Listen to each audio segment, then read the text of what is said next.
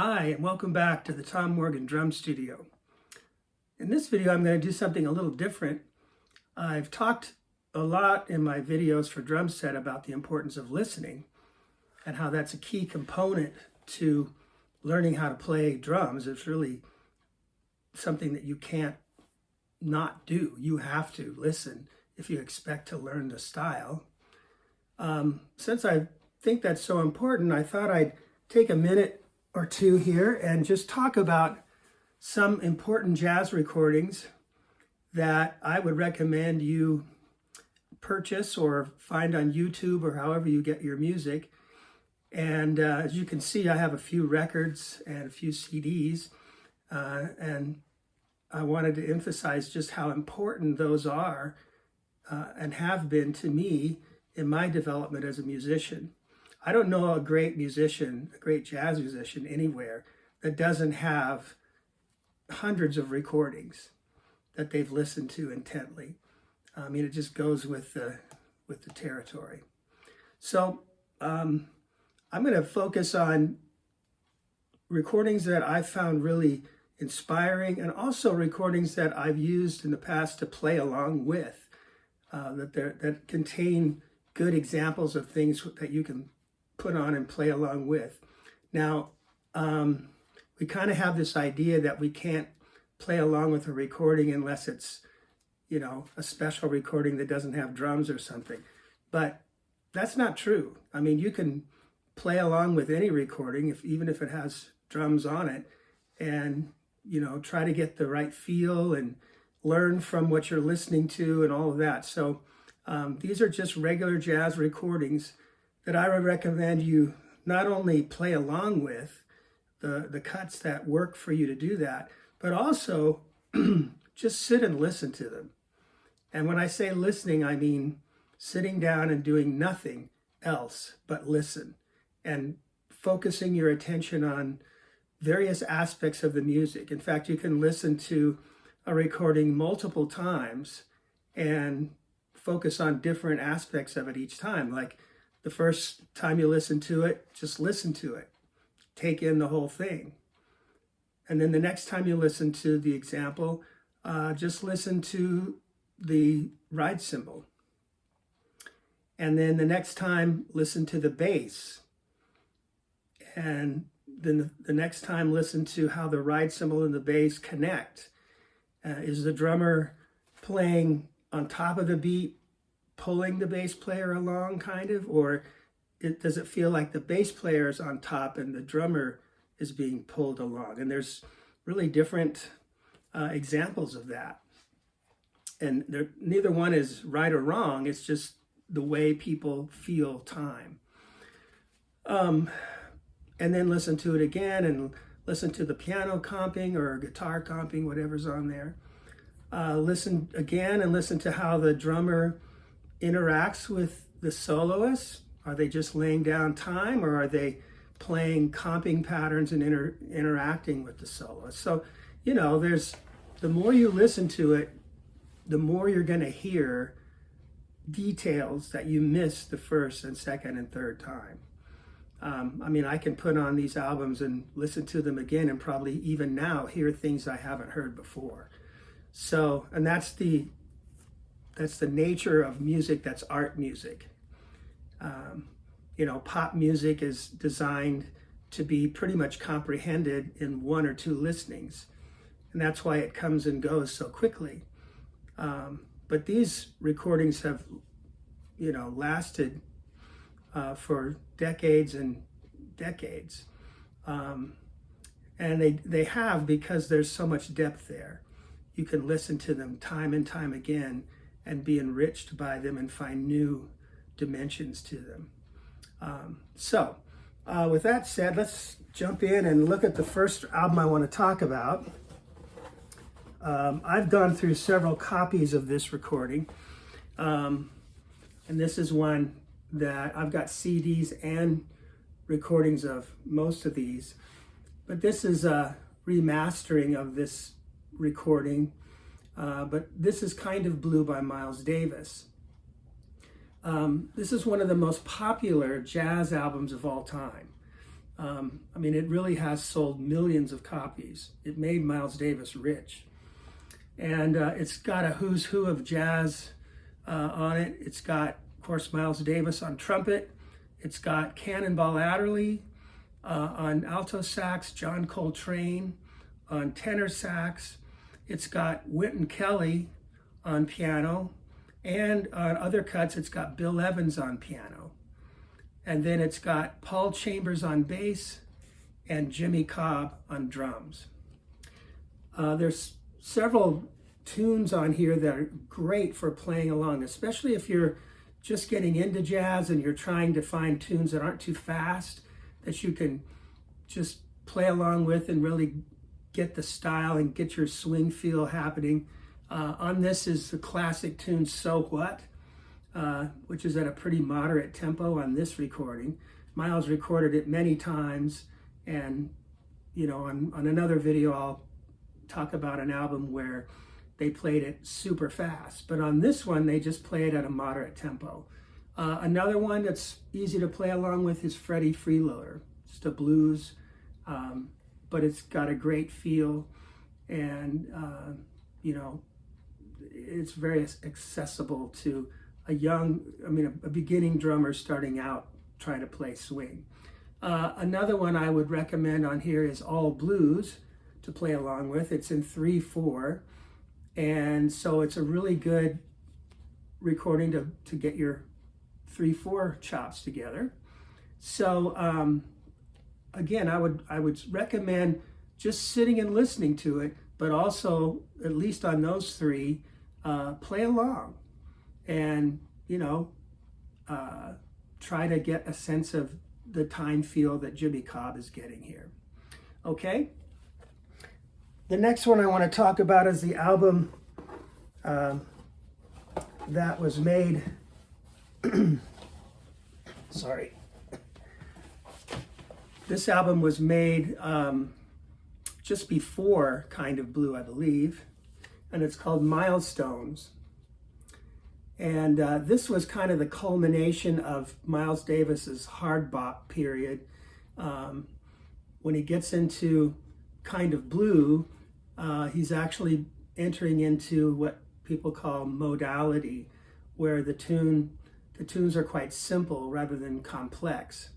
But here he has a similar band. He's got himself on trumpet. He's got Cannonball Adderley on alto, Coltrane on tenor, Red Garland on piano, Paul Chambers again on bass, and Philly Joe Jones on drums. Now, one thing you can do with these two recordings, Kind of Blue and Milestones, is you can compare two different drummers playing with the same bass player. Paul Chambers is on both, Jimmy Cobb's on Kind of Blue, and Philly Joe is on this one. Now, what I found by listening to it is that Jimmy Cobb, when you listen to that one on Kind of Blue, you kind of get the feeling that Jimmy Cobb is pulling the bass along. Very subtle, but he's on top of the beat. Whereas Philly Joe feels like the bass player's pulling him along. Listen to it and see if you don't agree with me. Now, ironically, Jimmy Cobb is a lot more interactive. Philly Joe is a lot more interactive than Jimmy Cobb is, even though he kind of has a more back of the beat feel. He's more interactive. So, just because you're on top of the beat doesn't mean that you are also interacting a lot necessarily with the soloist. So, but anyway, Tony Williams said, the great drummer Tony Williams said that this album embodies the jazz style more than any other recording in jazz. And when you listen to it, you can see why he says that. It's got fantastic solos by all the soloists. Coltrane sounds amazing on this, so does Cannonball. Everybody does. One that's really particularly cool for drummers is the tune Billy Boy, which is just done by the rhythm section. And you can hear Philly Joe play brushes and go back and forth between brushes and sticks, just instantaneously almost, it sounds like. That's really cool to listen to. You can play along with many of these, probably almost all of them. There's really not a ballad on this.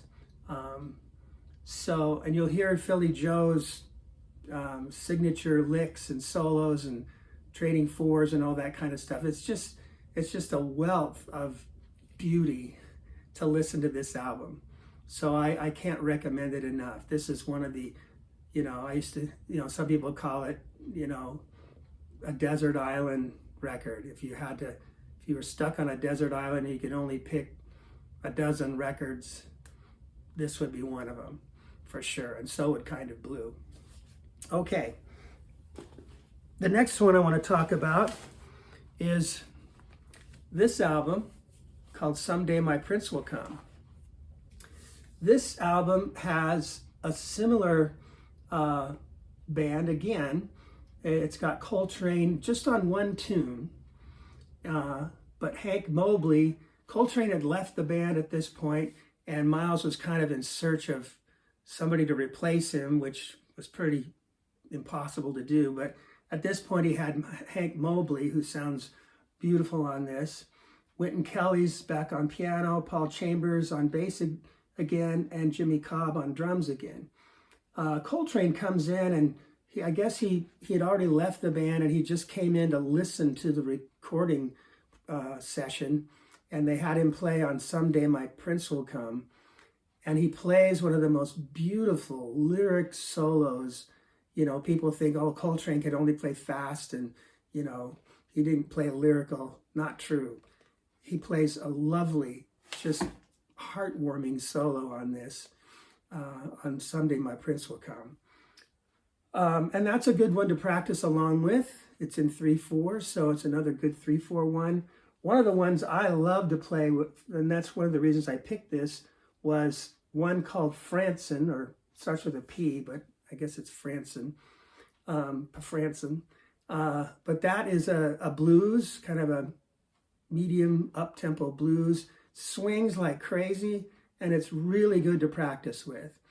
And so that alone is worth the price of the album. There's some really nice ballad here, old folks that will make you cry, and other great tunes on here. But again, you have Jimmy Cobb and Paul Chambers, and you can listen to the groove that they get and how they link up together and that kind of thing. It's a beautiful album and well worth getting. Okay, and the last one I'm going to talk about is this one. Miles Davis, Saturday night, Miles Davis in person at the Black Hawk in San Francisco. Now this was recorded near just about, not too long before he totally disbanded the band, and eventually he went with the younger band that would also make a huge mark on jazz with Tony Williams and Ron Carter and Herbie Hancock, and eventually added, after going through many saxophone players, Wayne Shorter is added to the band. And then he has another world famous quintet that he records with for quite a while until he gradually moves into his fusion period. But this album, if you want to hear something that swings, I don't know of any album that swings more than this. And the idea that he would break this band up is just astonishing to me in some ways, because, it's such a great band. He's got a rhythm section that just is killer.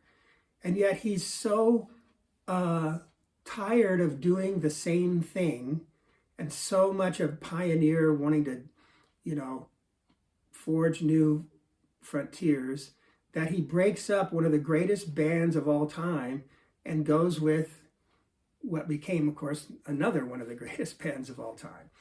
But anyway, this album is live, so that makes it cool right there. It's it just swings so hard. Just almost anything on here is worth playing along with. and just listening to it. The band has Jimmy Cobb again, and it doesn't have a list of personnel, but I think Red Garland might be on this.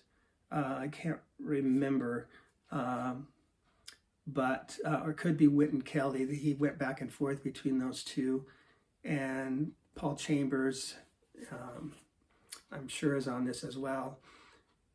And Hank Mobley, I believe, is the tenor player again. And so it's that same basic band, and it just sounds amazing.